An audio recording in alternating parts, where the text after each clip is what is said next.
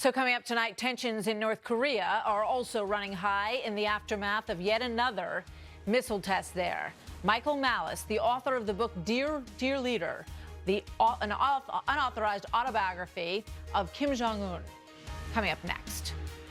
Plus, another very big story tonight. North Korea's newest missile launch, the KN-17 missile, flew 1,245 miles above the surface of the Earth this weekend. That's 1,000 miles higher than our International Space Station.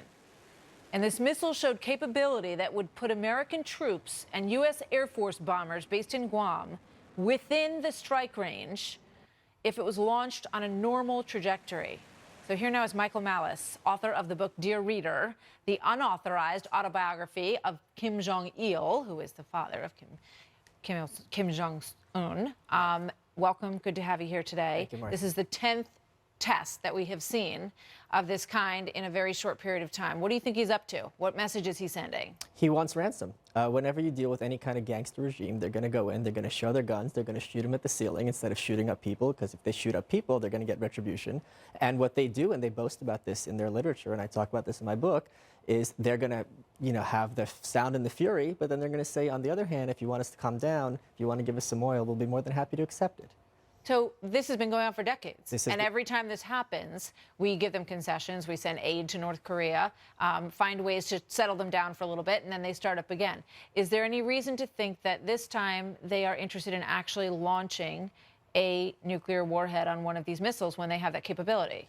I wouldn't worry so much about the nuclear warhead. I worry about, look how close Seoul and Tokyo. Now, if they're fighting regular missiles, and we can't even imagine what that would look like if missiles started hitting Seoul, a city of 10 million people, or Tokyo, and hitting those skyscrapers, would be horrific. And yet they haven't done that yet. If they're going to fire nukes, they're going to have one shot, and they're not going to waste that shot on something like Guam. They're going to go someplace big, and in the sense of American lives, that's not something we have to worry about, not for a long time. However, this saber-rattling is escalating, and I think that's a function of the fact that China's had enough of their shenanigans. So Vladimir Putin weighing in on this, yes.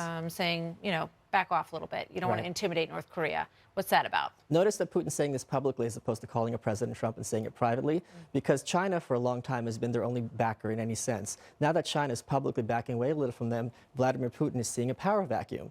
And I was born in the Soviet Union, in the Russian mentality, if you see your enemy digging his own grave, you hand him a shovel. So of course Putin has publicly come out and be like, hey, North Korea, look, I'm the one who has your back, and that's going to make him and their alliance a little bit stronger. Interesting. Now, if you could throw open the doors of the dark nation, yes, what would people see inside North Korea that you think would surprise them the most? Well, the reason I wrote the book was to throw open these doors and to show that these people are smart, rational, and calculating. They boast about their strategies, and their strategies have worked. So they're not crazy at all. They know what they're doing. They've been playing us like a fiddle for decades. Michael Malice, thank you very much. Great to have you here tonight. Thanks, Martha.